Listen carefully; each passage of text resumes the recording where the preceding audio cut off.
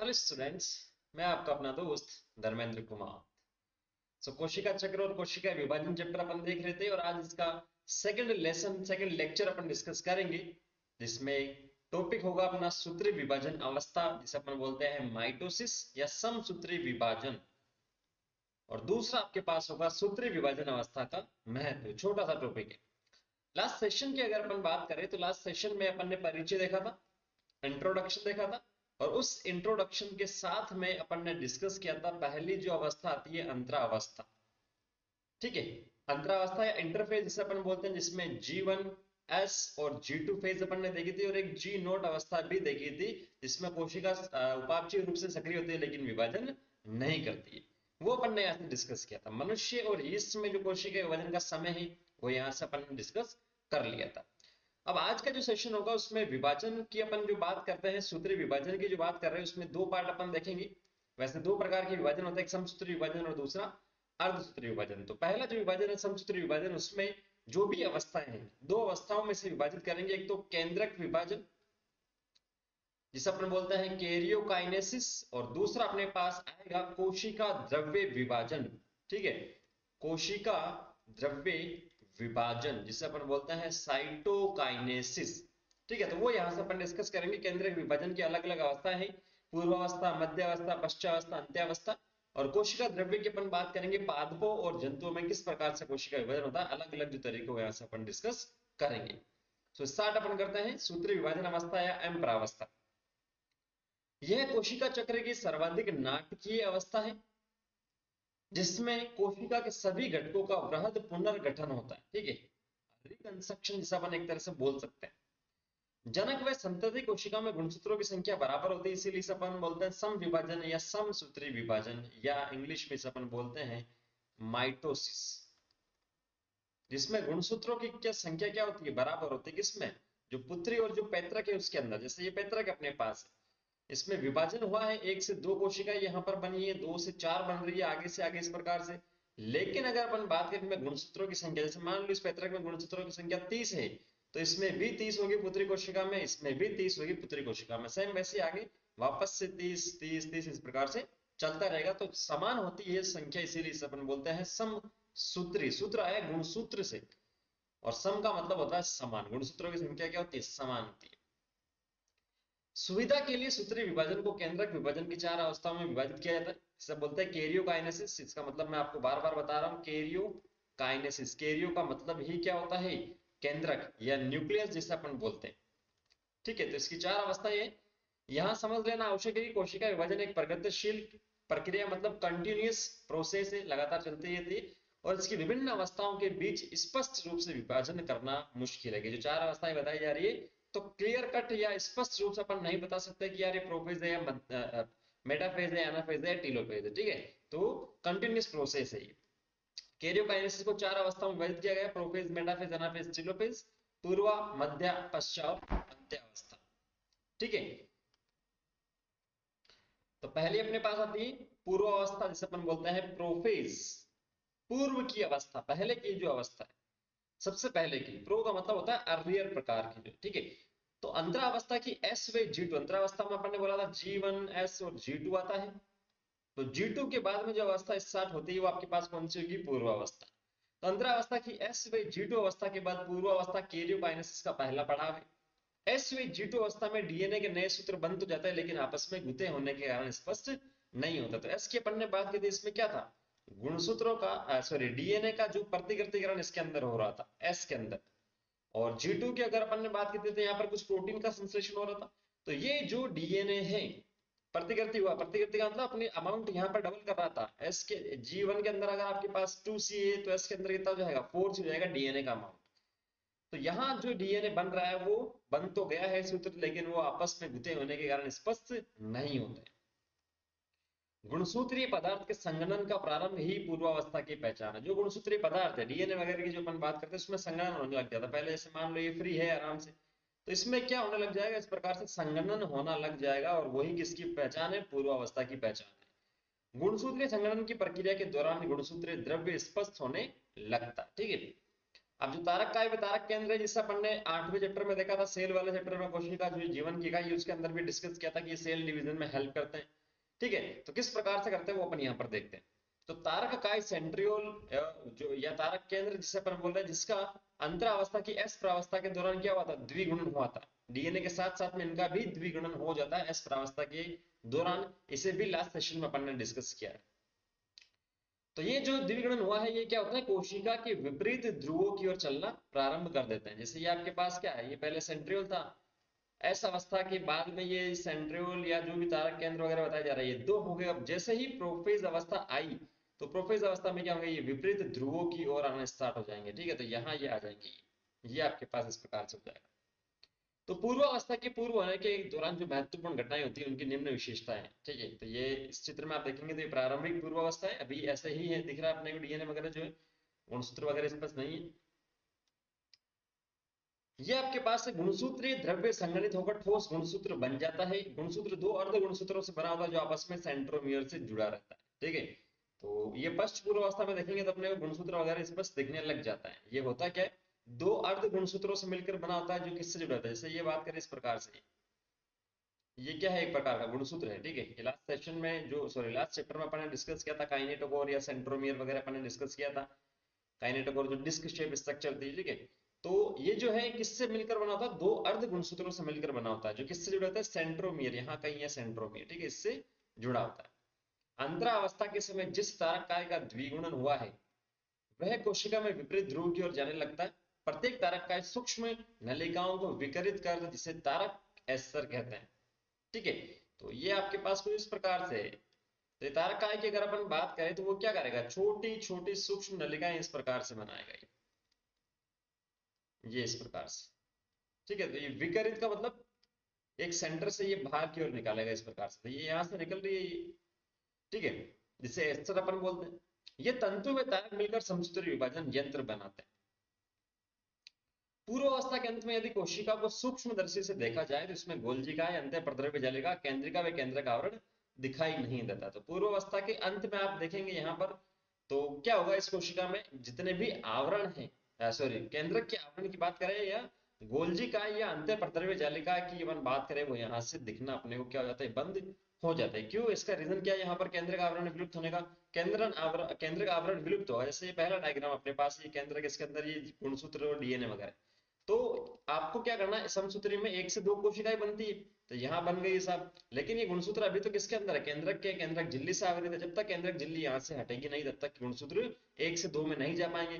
तो जब केंद्रक झिल्ली यहाँ से हट जाएगी तो गुणसूत्र क्या होंगे, एक से दो में चले जाएंगे, और वापस से क्या होगा, इसके चारों तरफ केंद्रक झिल्ली बन जाती है। तो इसीलिए क्या होता है, पूर्व अवस्था के सबसे लास्ट में क्या होता है, ये जो केंद्रक आवरण है वो दिखाई नहीं देता है। बाकी गोल्जिका, अंत्य प्रद्रव्य जालिका और केंद्रिका भी नहीं दिखाई देती है, आपको ध्यान में रखना है। नेक्स्ट आता है मध्यावस्था, जिसे अपन बोलते हैं मेटाफेज, बीच की अवस्था, मध्य की अवस्था। और रीजन इसका देखते हैं। केंद्रक आवरण के पूर्ण रूप से विघटित होने के साथ ही समसूत्र विभाजन की द्वितीय अवस्था प्रारंभ होती है। इसमें गुणसूत्र कोशिका के कोशिका द्रव्य में फैल जाते हैं। तो अब जैसे ही आपके पास ये केंद्रक था, इसके ये गुणसूत्र वगैरह, जब केंद्रक आवरण विलुप्त हो जाएगा तो ये गुणसूत्र क्या होंगे, कोशिका द्रव्य में फ्री हो जाएंगे यहाँ पर सब। इस अवस्था तक गुणसूत्रों का संघनन पूर्ण हो जाता है। ठीक है, तो गुणसूत्र क्या होता है, कंडेंस होना स्टार्ट हो जाता है, और सूक्ष्मदर्शी से यह देखने पर स्पष्ट रूप से अपने को दिखाई देते हैं। यही वह अवस्था जब गुणसूत्रों की आकृति का अध्ययन बहुत ही सरल तरीके से किया जाता है। बहुत ज्यादा इंपॉर्टेंट है, दो बार पूछा गया कि कौन सी ऐसी अवस्था है जिसके अंदर गुणसूत्रों को सरलता से आप देख सकते हो, इसकी स्टडी कर सकते हो, तो वो आपके पास है मध्यावस्था या मेटाफेज। स्टार मार्क कर लीजिएगा, पूछा गया है। ठीक है, तो यहाँ ये विकरित हो रहे हैं, देखेंगे आप एस्तर जिसे अपन ने बोला था, इस प्रकार से गुणसूत्र अपने को दिखने।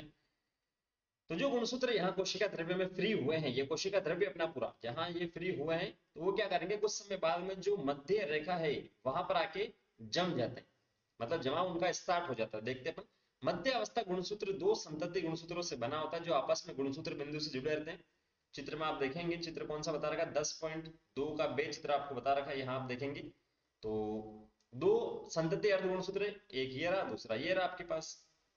गुणसूत्र बिंदु के सतह पर एक छोटा बिंब आकार था, जिसे अपन बोलते हैं काइनेटोकोर। लास्ट सेशन में जो लास्ट चैप्टर अपन ने डिस्कस किया था, उस पर भी अपन ने बात की थी, काइनेटोकोर डिस्क शेप स्ट्रक्चर होती है। कोशिका वाले चैप्टर में अपन ने डिस्कस कर रखा है। सूक्ष्म नलिकाओं से बने हुए तरकु तंतु के जुड़ने का स्थान ये संरचना है, जो दूसरी ओर कोशिका के केंद्र में स्थित गुणसूत्र से जुड़े रहते हैं। ठीक है, तो जो सूक्ष्म नलिका है उसमें तर्कु तंतु के जुड़ने का स्थान, जो तर्कु तंतु बनता है वो इन्हीं से आकर जुड़ता है, काइनेटोकोर से। ठीक है, मध्य अवस्था में सभी गुणसूत्र मध्य रेखा पर आकर स्थित रहते हैं। तो यहाँ आप देखेंगे तो मध्य रेखा है, कोशिका के बीच की रेखा यहाँ पर स्थित हो गए। प्रत्येक गुणसूत्र का एक अर्ध गुणसूत्र एक ध्रुव से तर्कु तंतु द्वारा अपने काइनेटोकोर से जुड़ा रहता है। तो यहाँ जुड़ रहा है, ये काइनेटोकोर से इधर जुड़ा है, ये इससे जुड़ा है साहब। ठीक है, वही इसका संतति अर्ध गुणसूत्र तर्कु तंतु द्वारा अपने काइनेटोकोर से विपरीत ध्रुव से जुड़ा रहता था। एक ध्रुव ये है, दूसरा ध्रुव ये है। मध्य अवस्था में जिस तल पर गुणसूत्र पंक्तिबंद हो जाते हैं उसे अपन बोलते हैं मध्य अवस्था पट्टिका। ठीक है, ये बीच की पट्टिका आपके पास, और इसकी कुछ विशेषता अपने को बता रखी है मध्य अवस्था की। यहाँ आपको ध्यान में ये रखना, गुणसूत्रों की आकृति का सबसे सरल अध्ययन मध्यावस्था में होता है, और मध्य पटलिका क्या है ये आपको ध्यान में रखना, जहाँ गुणसूत्र पंक्तिबद्ध हो जाते हैं आगे।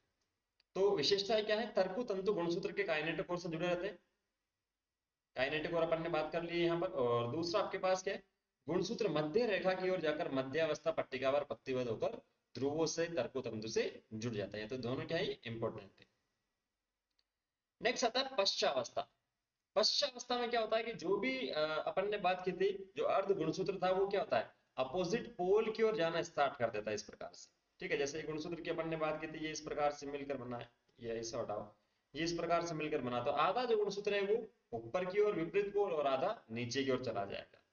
तो पश्चावस्था के प्रारंभ में मध्यावस्था पट्टिका पर आए प्रत्येक गुणसूत्र एक साथ अलग होने लग जाते हैं। इन्हें अपन बोलते हैं संतति अर्ध गुणसूत्र। संतति क्यों बोला इसे, क्योंकि आगे वाली जो पीढ़ी है पुत्री कोशिका उसके अंदर ही जाएंगे, तो संतति, और गुणसूत्र पूरा नहीं है, कैसा है, अर्ध गुणसूत्र। ठीक है, जो कोशिका विभाजन के बाद बनने वाले नए संतति केंद्र का गुणसूत्र बनेंगे वे विपरीत ध्रुवों की ओर जाने लगते हैं। तो इसमें आप देखो विपरीत ध्रुवों की ओर ये जा रहे हैं। जब प्रत्येक गुणसूत्र मध्यांश पट्टिका से काफी दूर जाने लगता है तब प्रत्येक का गुणसूत्र बिंदु ध्रुवों की ओर रहता है। जो गुणसूत्र बिंदु जैसे इसके अंदर आप देखो ये इस प्रकार से आपको दिखेगा यहाँ पर, तो ये वाला जो बिंदु है गुणसूत्र बिंदु है, ये ऊपर वाला ये यहाँ पर, तो वो पोल की ओर है। जबकि नीचे इसमें भी देखो तो ये वाला गुणसूत्र बिंदु किसकी ओर है, ध्रुव की ओर है, पोल की ओर है। बाकी जो गुणसूत्रों की ध्रुवों की ओर ले जाने का नेतृत्व करते हैं, साथ ही गुणसूत्र की भुजाएं क्या होती है, पीछे है, तो ये भुजाएं हैं यहाँ पर जो क्या है, पीछे इस डायरेक्शन में जा रही है यहाँ से।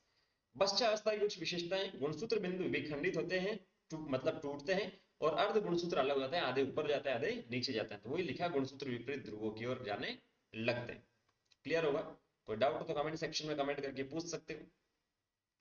और लास्ट अवस्था थी अंत्यावस्था, जिसे अपन क्या बोलते हैं, टीलोफेज, सबसे लास्ट की अवस्था। इसके अंदर क्या होगा कि यहाँ तक तो चला गया ही था, अब वापस से यहाँ पर ये कोशिका जो है 1 से 2 में विभाजित होगी, और जो भी आपके पास केंद्रक झिल्ली है वो यहाँ से बनना स्टार्ट हो जाएगी, या अपन बात करेंगे कि जो एंडोप्लाज्मिक रेटिकुलम वगैरह वापस से दिखना स्टार्ट हो जाएंगे, गोल्जिकाएं वगैरह। ठीक है, केंद्रिका वगैरह।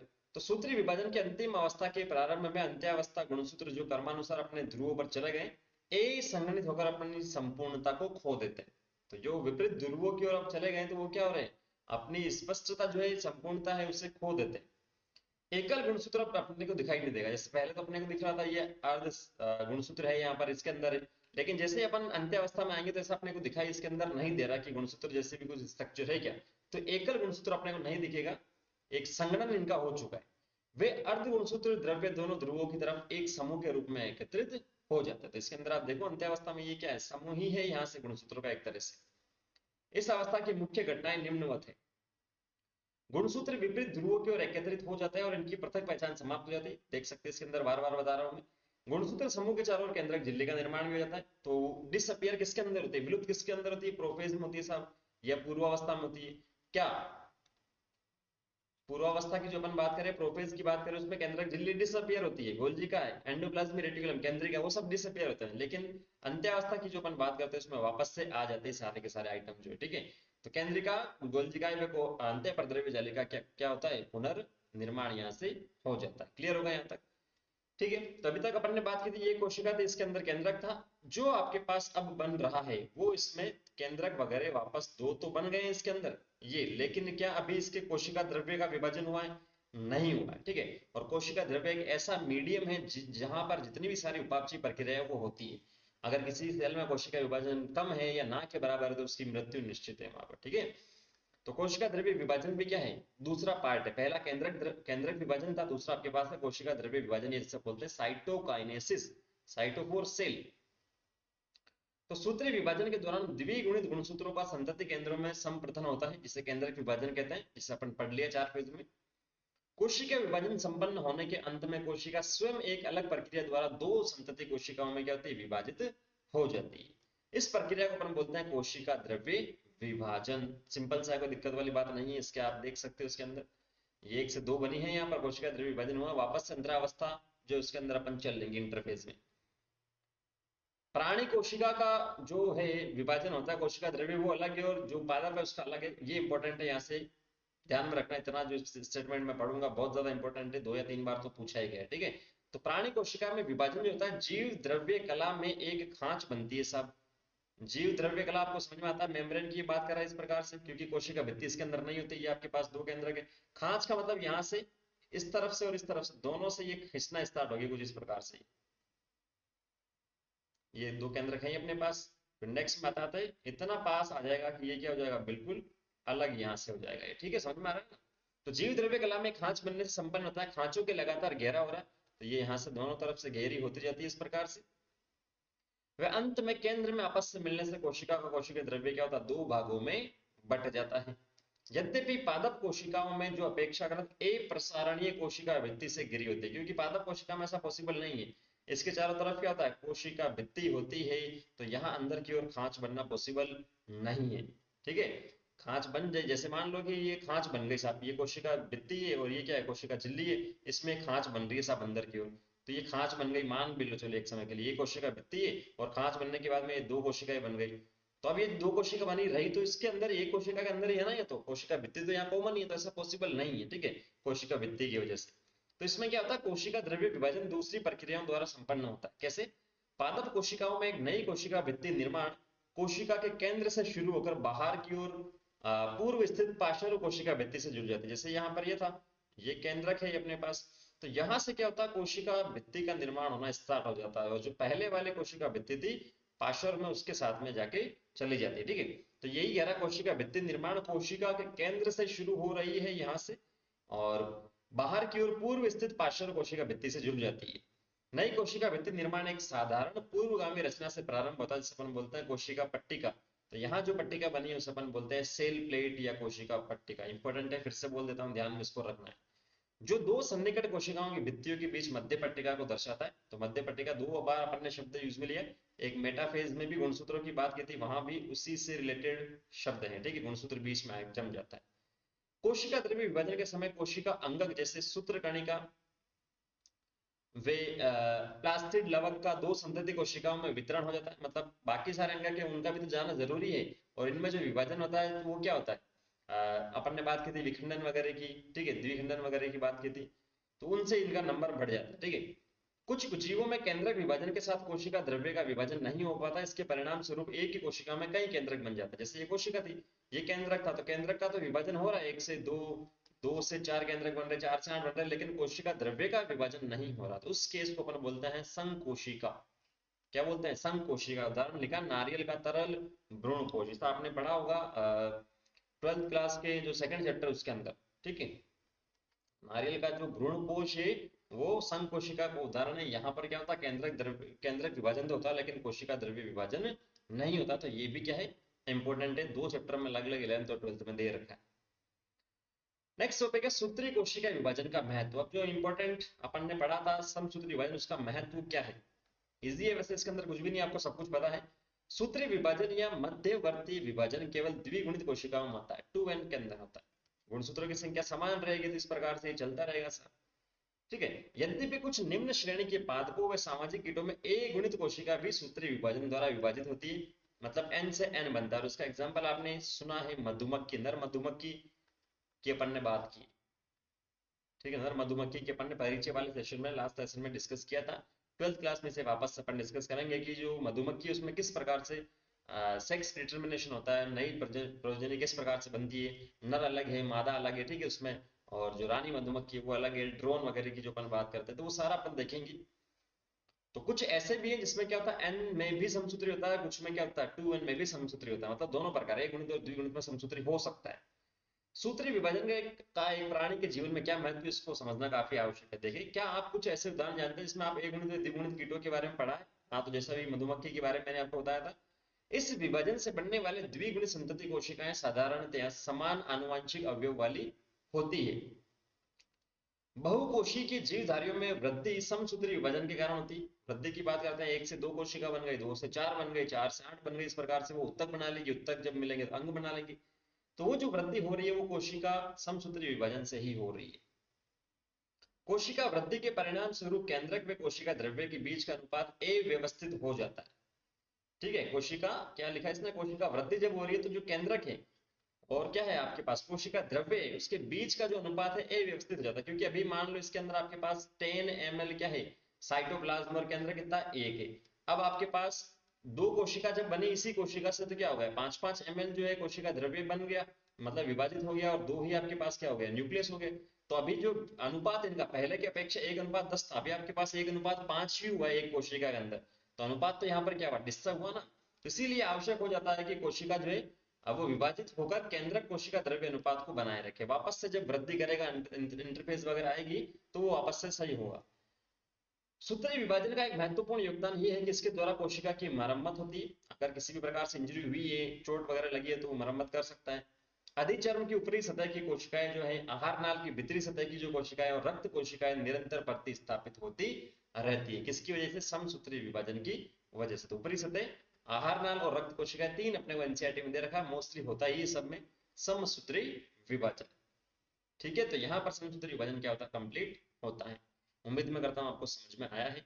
फिर भी कोई डाउट आपको रहता है, एनसीईआरटी पढ़िए, सेशन देखिए, फिर भी आप रहता है डाउट, तो कमेंट सेक्शन में कमेंट करके पूछ सकते हैं।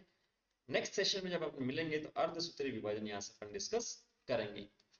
अर्धसूत्री विभाजन को दो फेज में अपन पढ़ेंगे। अर्धसूत्री विभाजन एक तो प्रथम होता है और अर्धसूत्री विभाजन होता है सेकंड। अवस्थाएं आपके पास सेम ही रहेगी, प्रोफेज, मेटाफेज, एनाफेज और टीलोफेज। ठीक है, सो मिलता है नेक्स्ट सेशन में। पढ़ते रहिए, हंसते रहिए, मुस्कुराते रहिए। Thank you, all the very best.